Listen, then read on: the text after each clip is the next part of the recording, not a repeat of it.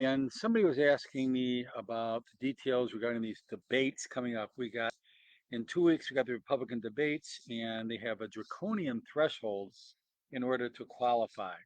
You got to have 40,000 donors. Where's free speech? Where's free elections? Our founding fathers would say, you got to be crazy. Even George Washington couldn't get 40,000 donors. So here's the deal. If you donate $1 to any political candidate, and another 39,999 people do too, that brings them up to the 40,000 threshold.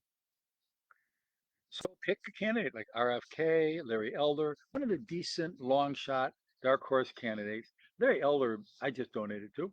Hey, why not? Black conservative. Hey, go get him, guy.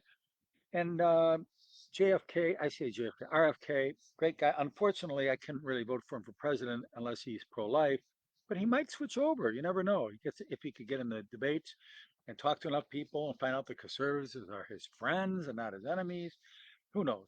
Maybe have a change of heart. Maybe if we brought enough cute babies to him and let him hold them a few times or kiss a few babies. Didn't politicians used to do that before they aborted them? Maybe then he would switch. So let's talk here. I'm going to talk a little bit about Larry Elder.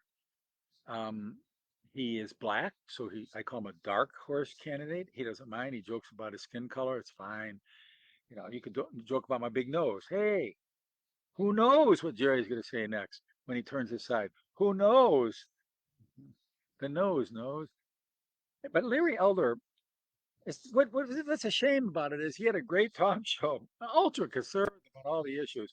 He had to take his talk show off the air because he's running for president now. Well, some of the other candidates had to do that as well. I guess Sean Hannity, if he runs for president. Sorry, Sean. Mark Levin will have to take over. But Larry is called the sage from South Central. He's got deep-rooted insights into America's multifaceted struggles. He was born in a challenging area, we say, in Los Angeles. So he turned to be conservative because he saw that's what works. Liberalism does not work. He's seen, like almost all of us have seen, these Democrat-run cities for 50 years of Democrat rule. They're terrible. Crime, drugs, you name it.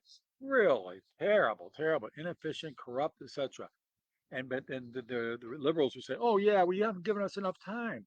We have. Some of them were 60 or 70 years. How many? You need a millennium? You need a whole 1,000 years to get your policies to work? I don't think so. So, with 50,000 signatures needed, you go to larryelder.com, for instance, or whatever the other candidate sites are.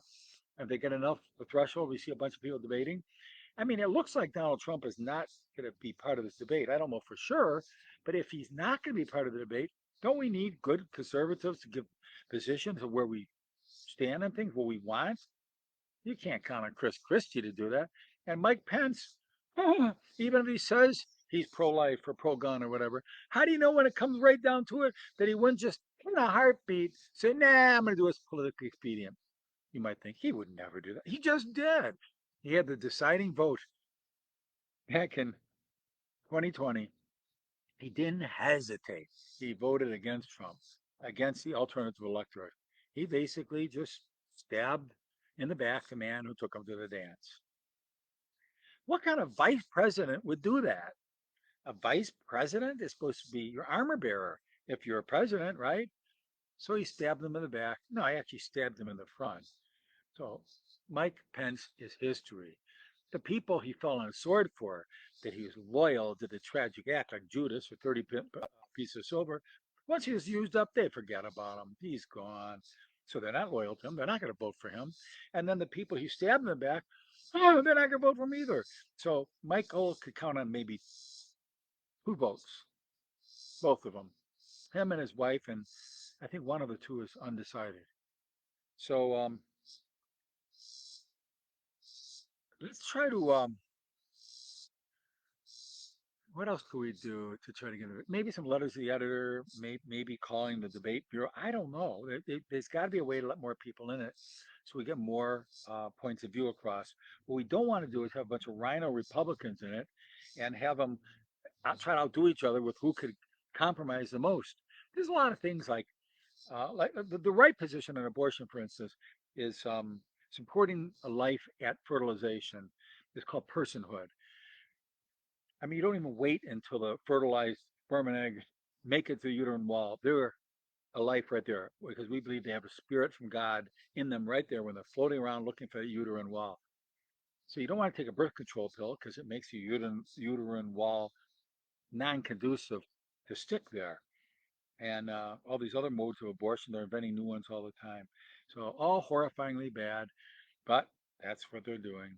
And we'll just pick this up on the next time. Thank you for watching. I'm Jerry, and we'll end this video.